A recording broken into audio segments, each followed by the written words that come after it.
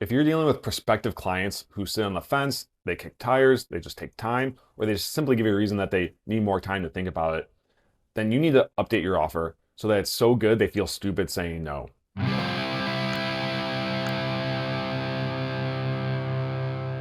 I'm Marcel with Little Jack Marketing, where we help small law firms eliminate complexity, get more clients, and get on an accelerated path to increase their revenue from 6 to 7 figures in a 12-month period. And today's topic is crafting a rock solid offer so that sales feels less like a headache and more like a pathway to success. So picture this. You have an offer for your service that you genuinely believe in, where engaging with prospects is a joy and closing deals becomes second nature. So by the end of the session, we'll walk through how to craft a simple and compelling promise, identify irresistible bonuses, and address perceived risks with ease and establish a fair payment plan for your clients. Plus, we'll master the art of creating urgency and scarcity to drive more conversions in a single meeting. So let's jump right in. So essentially, you know you're in the right spot if you're dealing with high competition, where you're in a crowded space, there's a lot of competitors with a very similar service or an offer where your clients have a lot of options to go to. Your clients might have some trust issues where they either doubt that you can deliver what you're saying or that they doubt that it's the best decision for themselves. They are not sure if it's going to be effective. They see that the risks are greater than the reward. They might have a lot of budget excuses, so the cost is clear, but the reward is not. They don't see the perceived value in actually moving forward with you. You might actually lack a little differentiation so that you're seen as a commodity, and that results in a price war. And that's simply just a fast race to the bottom. You might have some inconsistent closes, so you have some gaps in your sales process. How you bring someone in from stranger to client may be a little, may need some work or some development, where your process might be a little generic or might be missing some spots, or it doesn't really help the individual see how it's going to get them from where they are to where they want to be. And what you want instead is you want to be the undeniable choice, right? You want to attract more clients. You want to dominate the market, and you know that there's no scarcity. Your clients are out there. You just need to get in front of them and get their attention. You want to increase your clients' conversion confidence. This is going to be the level of confidence that they need to actually commit to you and to work with you. So they're trusting that you can actually deliver on what you promise. You want to get your clients to a level of price acceptance so that they feel that it's a fair investment, that they are confident to proceed without hesitation. They feel that they actually got a good deal. And ultimately, you want to decommoditize your service. Instead of being one of many, you want to be the only one that has the solution to their needs. If they want to work with you, you're the only one that has this program or a system that can get them to the point that they want to get to. And then lastly, what we all want is more conversions. So as soon as the perceived value is greater than one, so the reward is greater than the risk, it will be hard for people to say no. They'll have nothing to lose. Cool. So when you get this right, what does it look like? And ultimately, what we're looking at here is a little diagram of what does an offer so good to say no to look like, which is right here. So what we're dealing with is your client comes in, they see that you have this service, and you start talking to them about features and benefits and all of the bullet points and everything that they could do when they get this, when really we should be focusing on who they become after they get your service, right? Because people don't buy things, they buy better versions of themselves. You can attract with having the right features and benefits, but ultimately what you're gonna do is you're gonna close and get more clients by showing how awesome they become from working with you, how much easier their day is gonna be, how much better their life is gonna become when they work with your services, with your unique program, with your offer that they can't get anywhere else. Because they can go ahead and get this flower from pretty much anywhere, but they can only get this experience from working with you. And that's the message we want to get across. And ultimately, it comes down to a simple equation, which is, does the risk outweigh the reward? And there's four main dimensions here that help us identify if the risk is greater than the reward or the reward is greater than the risk. And the first one is the promise, right? It's what is it that you are promising? What is the result that they get from working with you? Then we have the bonuses. how do we make this even cooler? How do we make it more unique and specific to you? How do we help them get from where they are today to getting to the promise even faster and easier? Then when we're talking about the risk, we want to look at how do we guarantee that they can get to this promise.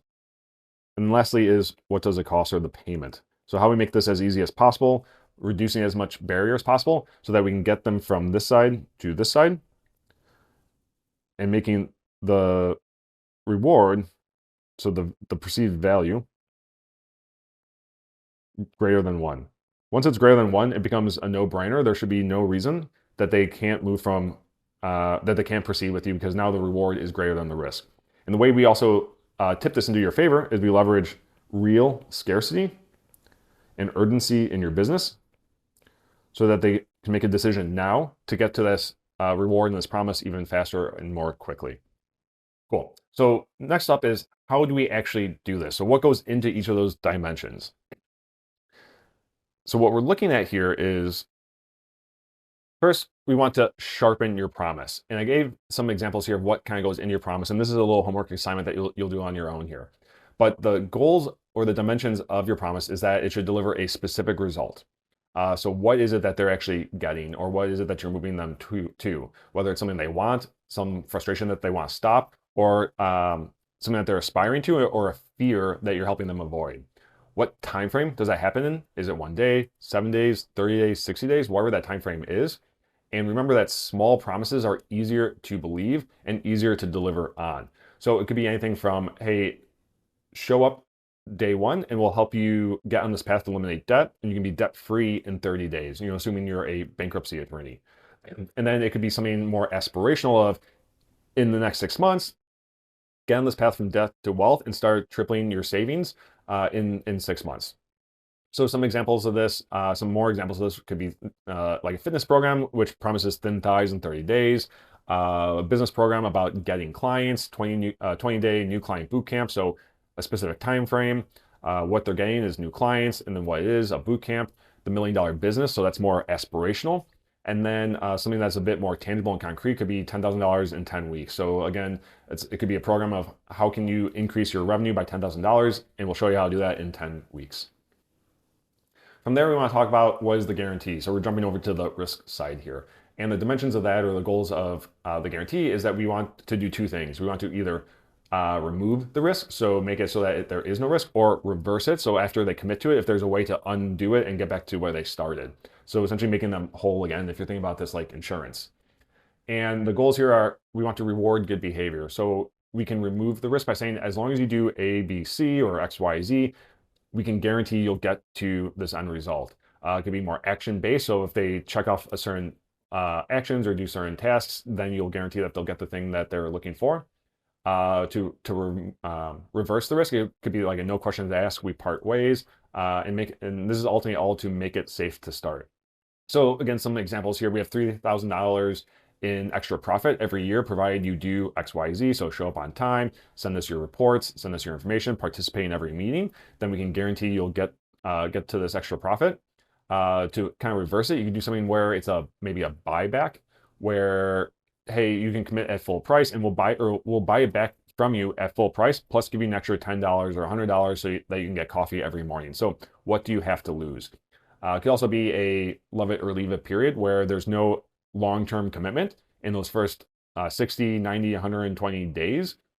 And as long as they decide that, if they decide that it's not for them, then you just simply part ways. Then we go back over to the reward side here, and we look at how do we stack the cool with bonuses. This is how do we handle objections that might come up during your sales process, and also talk about how can we increase the speed and the ease of getting to that result.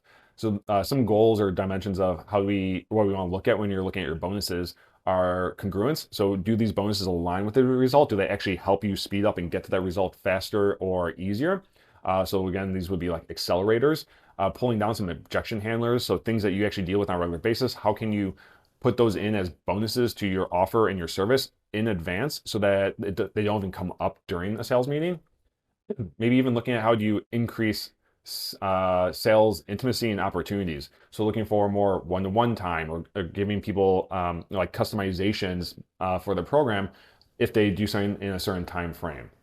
And then also rewarding fast action. So if they do that thing in the time frame, they can get some sort of limited time offer. They can get a discount.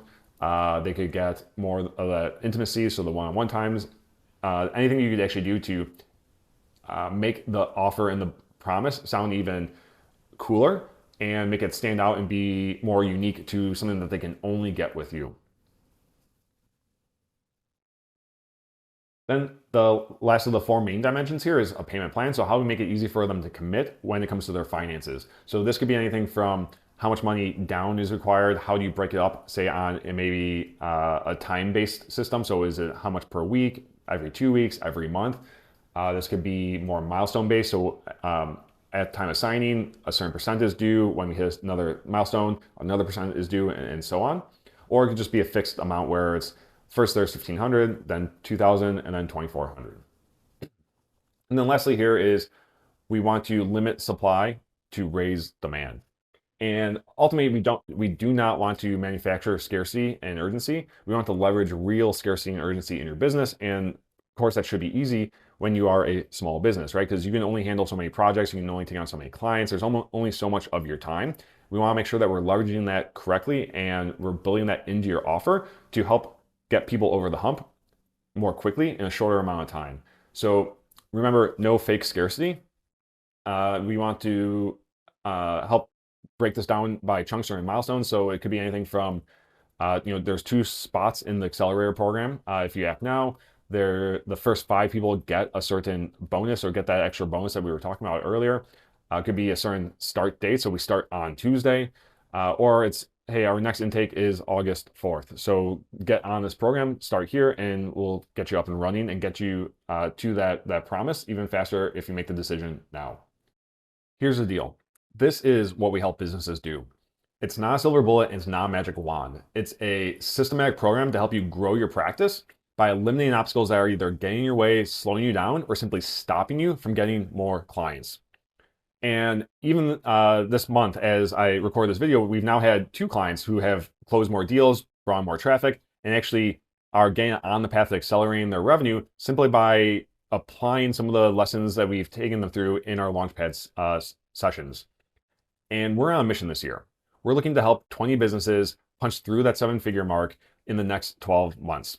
So if you're a owner of a law firm, you're doing under $1 million, and you'd like help to immediately free up your time, attract more local traffic, and convert more leads into clients, then we start with a 15-minute accelerator session to see if we can help. We'll look at where your business is going, the processes you currently have in place, and your current visibility online.